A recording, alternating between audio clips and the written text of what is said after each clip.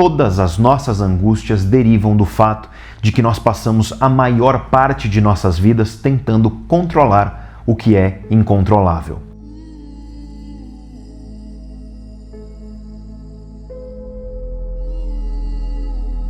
Os estoicos apontam com muita veemência essa característica humana, essa tendência que nós temos a nos preocupar, a gastar o nosso precioso tempo e a nossa preciosa energia pensando sobre coisas que estão totalmente fora do nosso controle, totalmente fora da nossa capacidade de influência. Mas tem uma coisa que é incontestável: o universo não está nem aí para as nossas vontades. O universo transcende os nossos desejos humanos. O mundo não nos deve nada e ele deixa isso claríssimo todos os dias. Afinal, você pode chorar, espernear e pedir com todas as suas forças, mas o sol nascerá e mais tarde ele irá se pôr. E não há o que nós possamos fazer a respeito disso. E a terra gira em torno dela mesma e em torno do sol. As marés vão e vêm, as folhas caem no outono e as flores surgem na primavera. Há dias quentes e há dias frios. O céu é azul, mas às vezes ele também é cinza. E veja que todas essas coisas e muitas outras, veja que, na verdade, a maioria das coisas que acontecem na natureza estão completamente fora do nosso controle. E isso inclui, obviamente, a morte. Ou seja, o universo não está nem aí para as nossas vontades e, portanto, essa é uma lição importante quando nós observamos racionalmente como funciona o nosso cosmos. Essa é uma constatação completamente óbvia se você parar para pensar, e ela está na raiz do pensamento estoico. Ouça as palavras de Epicteto. A principal tarefa na vida é simplesmente esta: identificar e separar questões de modo que eu possa dizer claramente para mim mesmo quais são externas, fora do meu controle, e quais têm a ver com as escolhas sobre as quais eu de fato tenho controle. Onde então eu devo buscar o bem e o mal? Não em externos incontroláveis, mas dentro de mim mesmo, nas escolhas que são minhas. Durante os próximos 30 dias, carregue com você um diário e escreva nele tudo que te angustiar. Assim que você sentir angústia, raiva ou qualquer sensação negativa, escreva em um caderno ou diário ou coisa parecida e faça isso durante 30 dias. Após esses 30 dias, espere uma semana e leia esse diário, e você com certeza perceberá duas coisas. Primeiramente, você perceberá que você se apegou de maneira completamente desnecessária às coisas e que simplesmente não faz sentido você ter ficado bravo ou chateado com muitas das coisas que você escreveu. É capaz de você pensar: nossa, como eu pude ficar bravo com isso? Mas que besteira! E isso te ensinará uma lição central ao pensamento estoico: o desapego. E nós falaremos dele daqui a pouco. Mas em segundo lugar, você perceberá também que a vasta maioria das coisas que te preocuparam era coisa sobre a qual você não tinha controle algum. Ou seja, nós tendemos a nos angustiar com coisas que estão fora do nosso controle. E não é algo que acontece de vez em quando. Muito pelo contrário, essa é a coisa mais comum que existe. É o trânsito que nos surpreende, o voo que está atrasado, a pessoa que não corresponde aos nossos afetos e por aí vai. Tudo isso suga a nossa energia e tudo isso está fora do nosso controle.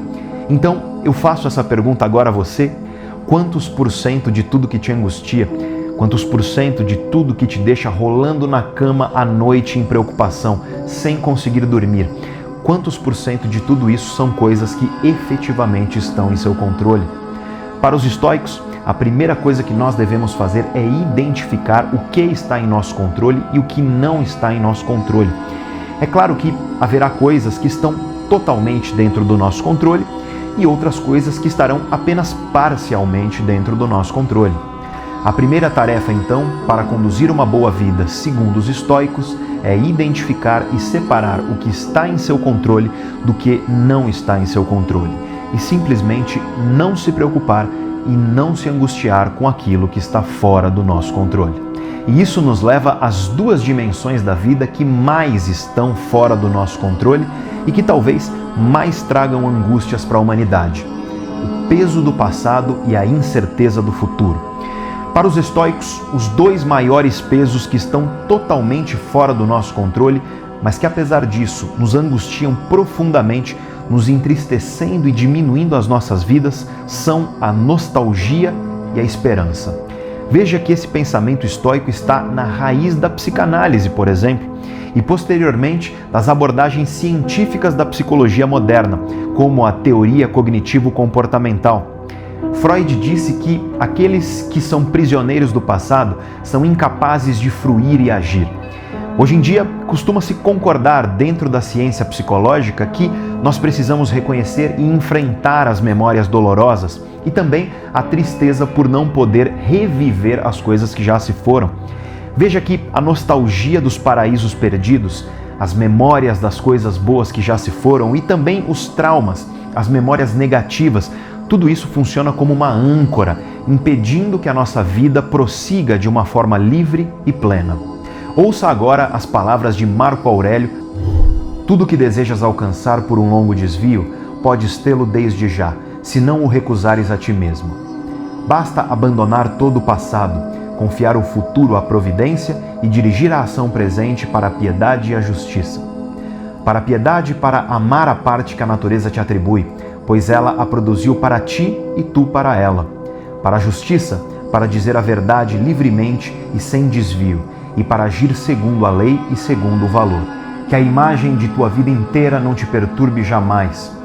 Não sonhes com todas as coisas dolorosas que provavelmente te aconteceram, mas a cada momento presente pergunta: o que há de insuportável e de irreversível nesse acontecimento? Lembra-te então de que não é nem o passado nem o futuro, mas o presente que pesa sobre ti. Lembra-te que cada um de nós só vive no momento presente, no instante. O resto é passado ou o obscuro futuro. Pequena é, pois, na verdade, a extensão da vida humana. A vida que nós temos que enfrentar, a vida que nós temos que encarar de frente e pela qual nós devemos lutar é uma só. Para os estoicos, essa vida é o presente, é o agora. O passado está morto e fora do nosso controle e o futuro será obra do acaso, ou seja, da providência. E por isso mesmo ele também é morto por definição, porque ele ainda não existe e quando vir a existir será muito provavelmente diferente do que nós esperávamos ou imaginávamos. A filosofia estoica é a raiz de um pensamento que valoriza o presente acima de tudo. Ouça as palavras de Sêneca em suas cartas a Lucílio. É preciso separar duas coisas: o temor do porvir e a lembrança dos males antigos. Estes não me dizem mais respeito, e o porvir ainda não me diz respeito.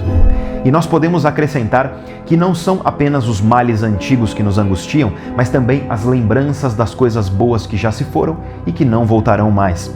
A nostalgia por ter de volta aquilo que já passou, seja uma experiência como um grande amor ou mesmo uma oportunidade. Não é difícil perceber que o passado e o futuro só existem no presente. Se você lembra de algo, é porque você está lembrando agora. Se você imagina que algo vai acontecer no futuro, é porque você está imaginando agora. É isso que Marco Aurélio quis dizer ao afirmar que a extensão da vida é pequena. É porque tudo, inclusive o passado e o futuro, acontecem no mesmo momento, e esse momento é o momento presente. Então, até agora nós vimos dois aspectos fundamentais da ética estoica. Primeiramente, abandonar as angústias e preocupações com o que está fora do nosso controle. E, em segundo lugar, compreender que o passado e o futuro são âncoras que pesam sobre a vida, limitando a nossa liberdade e plenitude. E isso nos leva a uma terceira questão, intimamente ligada com as questões anteriores: as expectativas. Ao contrário do conselho dado por muitos gurus hoje em dia, os estoicos vão condenar a esperança. A esperança, para o pensamento estoico, é um grande inimigo de uma boa vida. Talvez agora você fique estranhado. Afinal, a esperança parece ser uma coisa tão boa, tão positiva. É que a palavra esperança pode ser interpretada de duas formas. Ela pode ter duas raízes, digamos assim. A primeira raiz é esperançar, ou seja, é almejar o bem e viver com uma disposição positiva perante a vida. É algo muito próximo ao otimismo, ou seja, a viver com uma postura positiva em relação ao mundo. E essa, ao meu ver, pode ser uma boa forma de encarar o mundo. O problema é que a outra raiz da palavra esperança, a sua principal raiz, aliás, que inclusive se mistura ao esperançar, e por isso mesmo torna a esperança algo muito perigoso e ruim. É a esperança que vem da palavra esperar. Quando nós vivemos esperançosos nesse sentido, nós vivemos esperando. Quando eu tenho esperança, isso significa que eu não tenho três coisas. Em primeiro lugar, se eu tenho esperança, eu não tenho conhecimento. Imagine que você tem um amigo e que esse amigo conta a você que ele irá conversar com o chefe dele para pedir uma promoção e um aumento. Ele conta ainda que já marcou uma conversa com o chefe e que essa conversa ocorrerá com ele amanhã. No dia seguinte, você liga para o seu amigo e ele não atende o telefone. E aí você pensa, eu tenho a esperança de que o meu amigo tenha conseguido o aumento. Percebe que você só tem essa esperança porque você não tem conhecimento? Você não sabe se ele conseguiu ou não o aumento. Você não sabe se ele conseguiu ou não a promoção. E por isso mesmo você espera que ele tenha conseguido. Mas além de não ter conhecimento, o esperançoso também não tem controle sobre aquilo que ele espera. Afinal, se você tivesse controle sobre a situação, você não estaria esperando, você não teria esperança. Você justamente controlaria a situação para que aquilo que você deseja acontecesse. Então, o esperançoso só espera porque ele não tem conhecimento e ele não tem controle. Mas além disso, ele também não vive de fato, ele não goza a vida de fato. Afinal, ele está esperando. E vamos entender essa história. Imagine que você é apaixonado por uma pessoa, mas que você não declarou o seu sentimento a essa pessoa.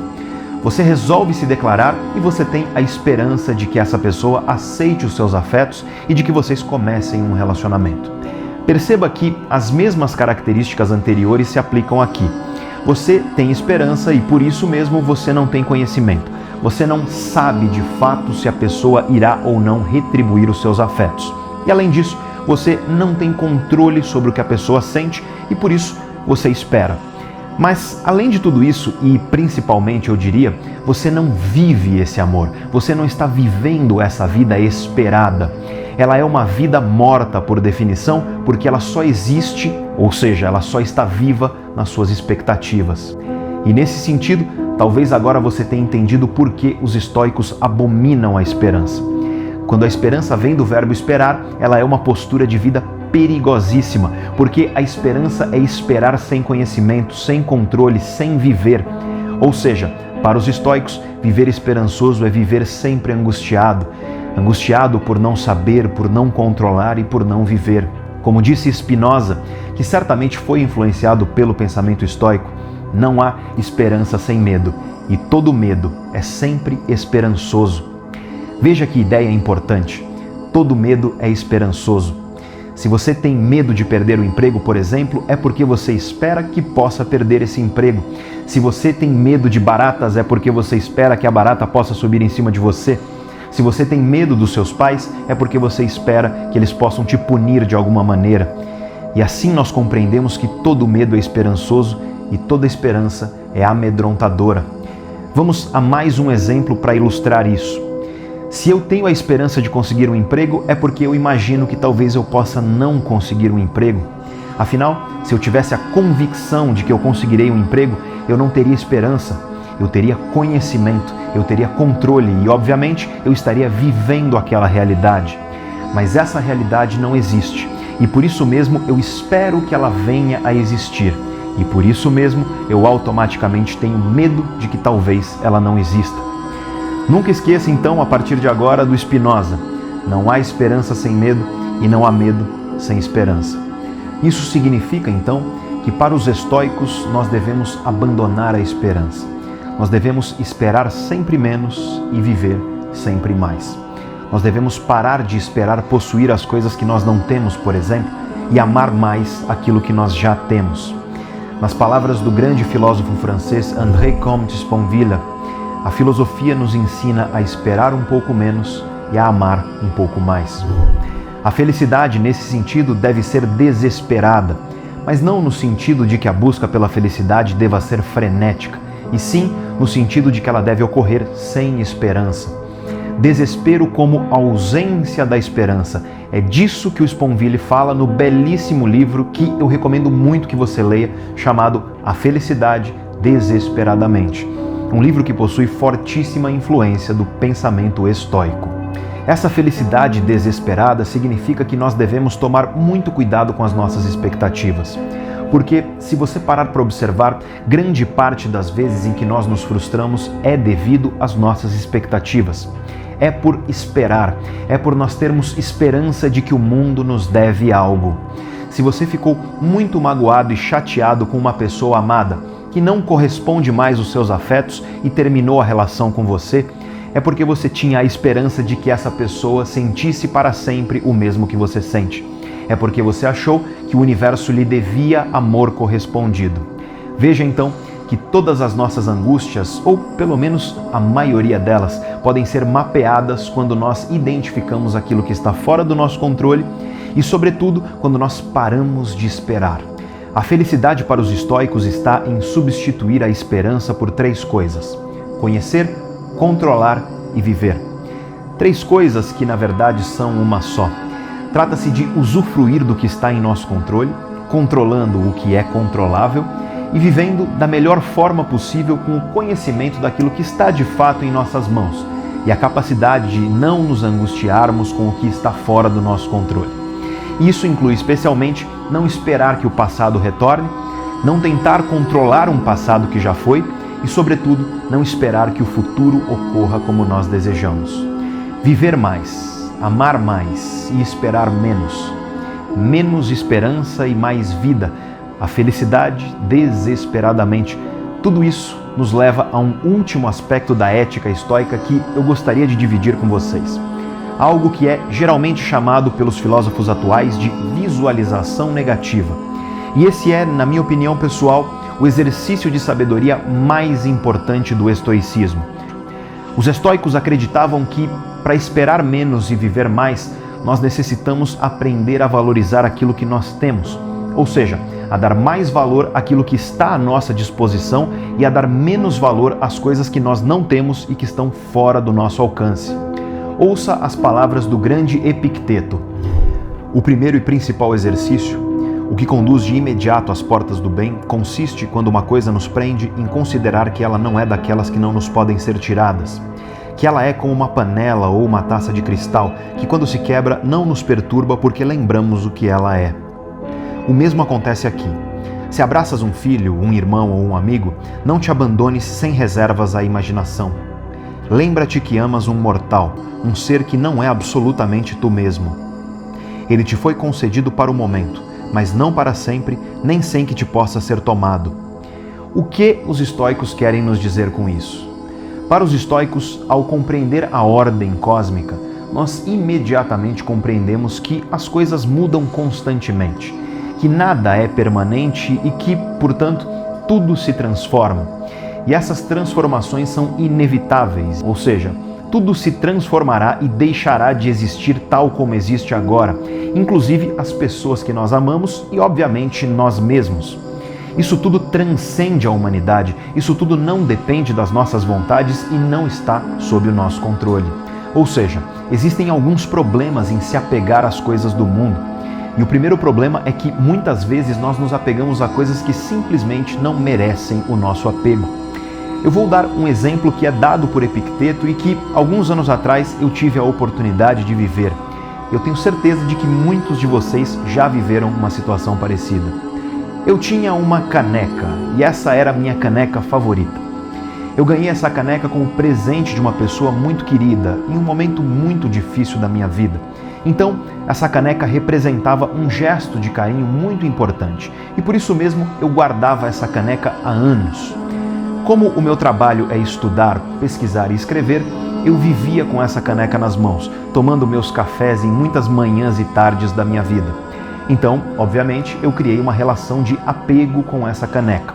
Até que um dia, anos atrás, minha ex-namorada na época estava em casa e, por um pequeno descuido, ela deixou a caneca cair no chão e se quebrar. Eu lembro de ter ficado muito chateado quando a caneca quebrou. E para não brigar com a minha namorada, eu preferi me isolar por um tempo dentro do quarto, ficando sozinho, até que aquele sentimento ruim passasse. O que um estoico diria a mim nesse momento, em primeiro lugar, é que eu cometi um erro ao me apegar a esse objeto, porque nada dura para sempre e canecas se quebram. Mas além disso, o que nos diz Epicteto é que uma boa maneira de verificar que nós nos apegamos muitas vezes a coisas erradas é um exercício de despersonalização. Ou seja, imagine que você é outra pessoa ou uma mosquinha na parede vendo a situação de fora. No meu caso, eu veria uma pessoa ficando chateada por causa de uma caneca quebrada e por isso se afastando da namorada e se isolando no quarto. E provavelmente, ao observar isso de fora, eu pensaria: mas que besteira, é só uma caneca. Quando você faz esse exercício de tentar se observar de fora, de imaginar que você está vendo a sua vida de fora, você literalmente esfria emocionalmente a situação. Você ativa o que o psicólogo Walter Mischel chama de sistema frio e o que o psicólogo Daniel Kahneman chama de sistema 2. Ou seja, você olha a situação de uma maneira menos emocional e impulsiva e consegue ponderar melhor o que vale a pena de fato e o que não vale a pena. Se eu tivesse feito isso, talvez eu teria percebido que é só uma caneca. E que, apesar de ter quebrado, eu aproveitei muito essa caneca enquanto ela existiu. E que isso foi muito bom. E que a caneca ter quebrado não anula o gesto da pessoa que havia me dado. E que, se eu me afastar da minha namorada, talvez eu perca a oportunidade de ter um dia gostoso junto a ela. Talvez eu perca a oportunidade de saborear mais um dia ao seu lado. Afinal, também a namorada e também o namoro não durarão para sempre. No limite, mesmo que nós fiquemos juntos até o fim da vida, um de nós morrerá um dia. Ou, talvez antes, pelas providências da vida que não estão em nosso controle, nossa relação termine. E esse dia que eu me isolei no quarto por causa de uma caneca foi um dia a menos em que eu poderia ter saboreado a presença e o carinho de uma pessoa amada. E eis aí o segundo e principal problema do apego. Nós temos uma terrível ilusão de imortalidade. Nós vivemos sob uma terrível ilusão de imortalidade, que se reflete inclusive em nossos maneirismos do cotidiano. Quando as pessoas dizem para nós em nosso aniversário: parabéns, mais um ano de vida. E isso está errado. Na prática, sendo frio e literal, é um ano a menos de vida e não um ano a mais. Você pode afirmar que é mais um ano de vida vivido, mas veja o termo que você usa: mais um ano de vida vivido. Esse mais implica uma soma. E onde é que são somados os anos que se passam? A resposta é óbvia: eles são somados às memórias. E como nós vimos, as memórias são mortas. Elas só vivem na lembrança presente. E, portanto, quando nós vivemos mais um ano de vida, isso significa que nós estamos agora, no presente, um passo mais próximos da morte. É claro que, nesse momento, você pode pensar que isso é uma perspectiva terrivelmente triste, terrivelmente depressiva, mas eu discordo, e os estoicos também discordavam. Triste é chegar ao fim da vida, olhar para trás e se arrepender por não ter conhecido mais, por não ter vivido mais, por não ter aproveitado mais. Nas relações, por exemplo, isso é muito comum. A pessoa está lá, ao seu alcance, presente na sua vida há anos, mas infelizmente nós nos adaptamos. Existe um processo psicológico que se chama adaptação hedônica, ou em inglês, no termo original, hedonic adaptation. Esse processo faz com que nós nos adaptemos a tudo, e ele é muito importante para a nossa resiliência, para que nós sejamos capazes de superar eventos ruins.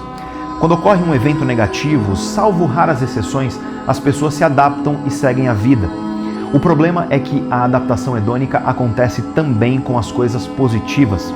Nós nos adaptamos às coisas que nós temos. Nós nos adaptamos às coisas que são presentes e já fazem parte da nossa vida, mesmo quando essas coisas são boas.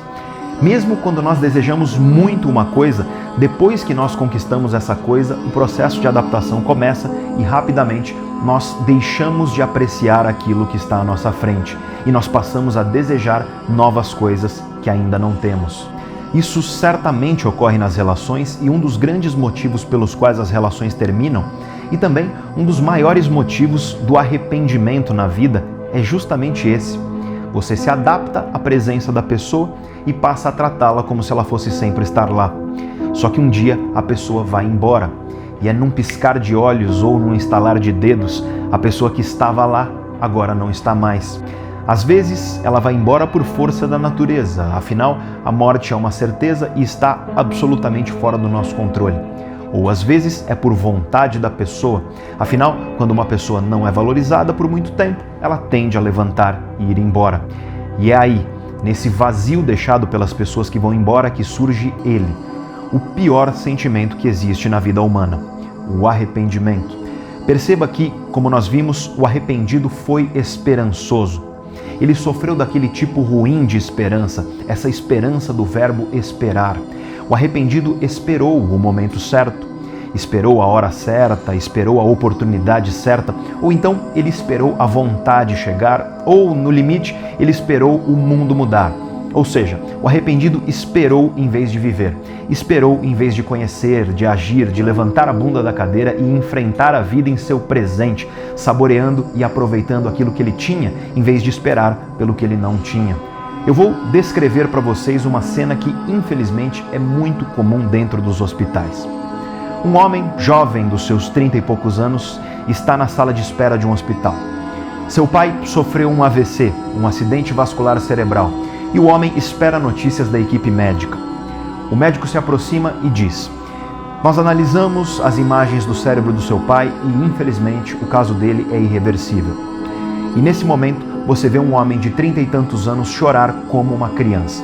Ele vira e diz: "Doutor, eu briguei com meu pai 10 anos atrás e eu queria pelo menos poder me despedir dele. Mas agora, infelizmente, não dá mais." Acontece que seu pai esteve lá, ao alcance de um telefonema, ao alcance de um abraço e de um pedido de desculpa, por 10 anos. E nesses 10 anos, em vez de viver, em vez de saborear o que você tinha, em vez de aproveitar o presente que você tinha na sua frente, você esperou. Talvez na esperança de que seu pai, em vez de você mesmo, puxasse o telefone e pedisse desculpas. Talvez na esperança de que alguma coisa no universo mudasse e que vocês de repente se reencontrassem.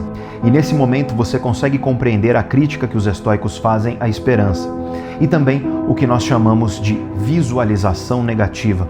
Porque o processo de adaptação nos leva a parar de valorizar o que nós temos e, em vez disso, nós passamos boa parte da vida desejando o que nós não temos. Mas se nós fôssemos conscientes todos os dias de que um dia nós iremos morrer e de que um dia as pessoas que nós amamos também irão morrer, se nós dedicássemos um pouquinho dos nossos pensamentos diários para visualizar isso, para fazer essa visualização negativa, ou seja, se nós dedicássemos parte do nosso tempo, de vez em quando, para visualizar as coisas negativas que podem acontecer, como por exemplo a morte, eu tenho a convicção de que nós eliminaríamos grande parte da mesquinharia e da arrogância que nós vemos por aí. É claro que, diferentemente dos estoicos, você pode acreditar em uma alma imortal ou você pode acreditar que haverá uma vida depois dessa. Mas você deve concordar, mesmo assim, que pelo menos esta vida aqui, esta vida presente que está acontecendo agora, ela não tem volta, ela é única. E conscientes da nossa própria finitude, nós talvez não nos apegaríamos a canecas e quaisquer outros objetos materiais. Nós não ficaríamos bravos com o risco no carro. Nós não brigaríamos no trânsito, nós não nos apegaríamos a picuinhas, a pequenas trivialidades em nossas relações pessoais e profissionais. Nós teríamos menos orgulho, nós seríamos menos arrogantes, porque nós saberíamos que cada instante é um instante a menos, que cada minuto é um minuto a menos e que cada segundo que nós desperdiçamos nos angustiando com coisas que estão fora do nosso controle, em vez de investir naquilo que de fato está em nossas mãos, é um segundo a menos de vida que vai embora e que não voltará mais. A visualização negativa dos estoicos, ou seja, pensar na catástrofe que poderá acontecer, imaginar que nós podemos perder tudo aquilo que nós temos, imaginar que tudo ao nosso redor, inclusive nós mesmos, que tudo isso irá morrer. Essa visualização, apesar de parecer triste a princípio, é na verdade um exercício incrível para que nós aprendamos a valorizar aquilo que de fato nós temos e aquilo que de fato nós somos capazes de controlar e, sobretudo, aquilo que de fato importa em nossas vidas. Ouça as palavras de Marco Aurélio. Se acontece um desses acidentes que chamamos de desagradáveis, o que desde logo aliviará tua pena é que ele não era inesperado. Tu dirás: eu sabia que era mortal, eu sabia que poderia deixar o meu país, eu sabia que poderiam me exilar, eu sabia que poderiam me mandar para a prisão. Em seguida, se te debruçares sobre ti mesmo e te perguntares a que domínio pertence o acidente, tu te lembrarás imediatamente que ele pertence ao domínio das coisas que não dependem da nossa vontade, que não são nossas. Ou seja, o que aconteceu e está fora do nosso controle, simplesmente aconteceu. E nada mais é do que fruto dessa ordem cósmica, essa ordem que é racional e perfeita para os estoicos, ainda que a princípio ela pareça injusta ou triste. A sabedoria estoica ecoou pela história da filosofia e é presente no pensamento de Spinoza, por exemplo, e especialmente no pensamento de Nietzsche. E ela se resume a uma frase de Marco Aurélio novamente. É preciso realizar cada ação da vida como se fosse a última. Isso não significa, obviamente, que nós devemos ignorar o passado e o futuro. Isso não significa que nós devemos viver cada instante como se fosse o último e ponto final, como muitos interpretam a frase do Marco Aurélio fora de contexto. Muito pelo contrário, para os estoicos nós devemos sim ter objetivos futuros. Nós podemos perfeitamente nos orgulhar do passado, mas nós nunca podemos esquecer que nós não temos controle sobre a maioria das coisas na vida. O que Marco Aurélio e os estoicos propõem, na verdade, é uma constante visualização negativa. Memento mori, uma frase em latim que significa lembre-se de que você vai morrer. Ou seja, viva cada instante como se ele pudesse ser o último.